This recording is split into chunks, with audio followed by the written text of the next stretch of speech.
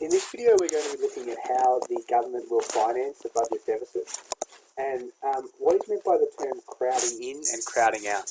In this video we'll look at that, in the next one we'll look at crowding in. So first of all, if the government runs a budget deficit, it has three options. So a budget deficit means expenses exceed revenue. The government must do one of three things.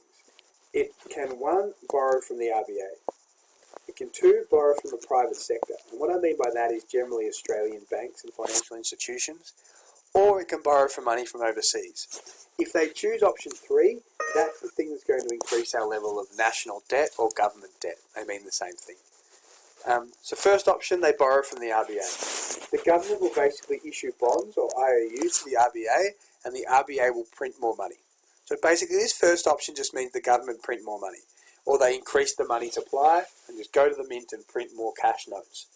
This will directly stimulate economic activity. It's the most expansionary way to stimulate the budget because it involves printing more money, which can often lead to inflation. Because there's more money in circulation, the value of money falls, and that can lead to excessive inflation. The borrowing from the RBA is very unpopular because it can reduce the real value of money, and it can mean that people's incomes aren't worth as much, which is very unpopular. So borrowing from the RBA is the most expansionary, the least relevant now because it's very rarely used. Second option, they can borrow from the private sector. But they do this by selling government securities or bonds to the private sector. So they basically ask the private sector for money and they sell them government securities or bonds, which is like an IOU that we're going to pay them back. Basically what this equates to is they're taking the bank's money.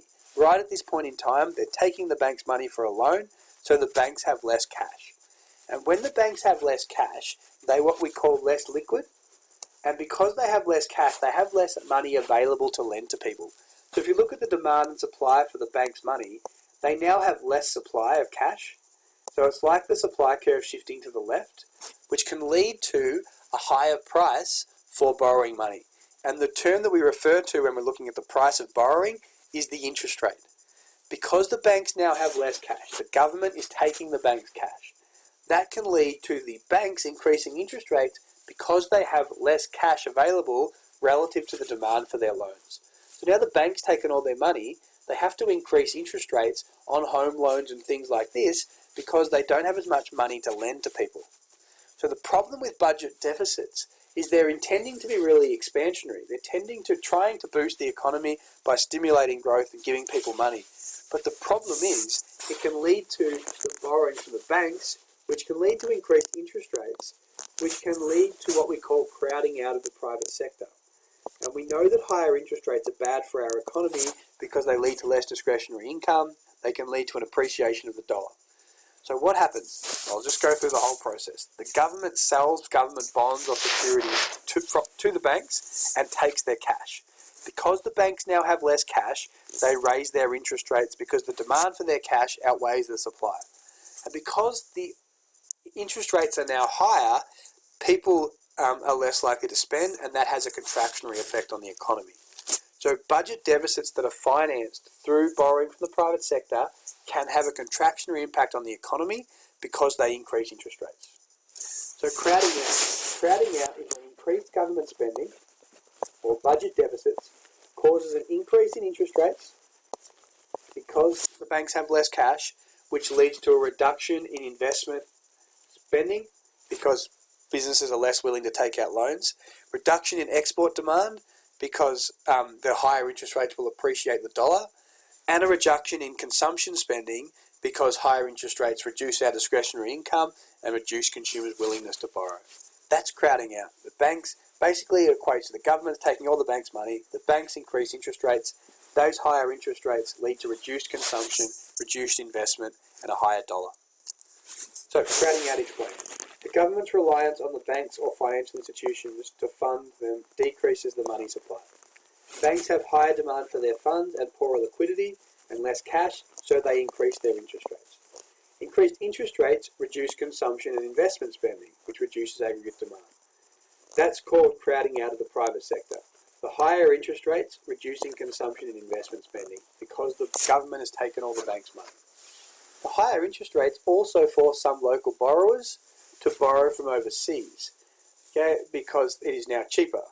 And when we borrow from overseas, that attracts capital inflow and crowds out the external sector because it appreciates the dollar. All of these things are having a negative or contractionary effect on our economy because the government's taking all the bank's money and therefore they have to raise interest rates. Again, we're just following on here. So higher interest rates force some local borrowers to borrow from overseas. This leads to increased capital inflows and appreciation of the exchange rate. And this crowds out the tradable goods sector because our dollar appreciates, exporters become less competitive, and so do import competing businesses. And therefore, both the private sector and the external sector get crowded out. Okay, and I know this sounds complicated, but all that means is the private sector is crowded out because higher interest rates have led to decreased consumption and investment. And the external sector is being crowded out because the higher dollar has led to less exports and more imports. So both of these things will have a contractionary impact on the economy and therefore negate some of the expansionary effects that the budget was meant to have. If you're explaining crowding out, again, I know it's complicated, government takes the bank's money. The banks need to increase interest rates. The higher interest rates reduce consumption and investment spending, and they also appreciate the dollar, which crowds out the external sector. If the government decides to borrow from overseas instead of borrowing from our banks, that doesn't have the problem of causing higher interest rates in Australia, but it does attract capital inflow, because whenever the government borrows money, the dollar will appreciate, and it also increases our net foreign debt. And the problem with borrowing from overseas is it can increase the CAD in the future because we're going to have to pay more interest on our foreign debt. And it can also lead to a crowding out of the external sector because when we borrow from overseas in the short term, that attracts capital inflow, which appreciates the dollar and reduces demand for exports. So even if we borrow from overseas, that can have a contractionary impact because it appreciates the dollar in the short term because of capital inflow, and that will reduce demand for exports and increase the demand for imports.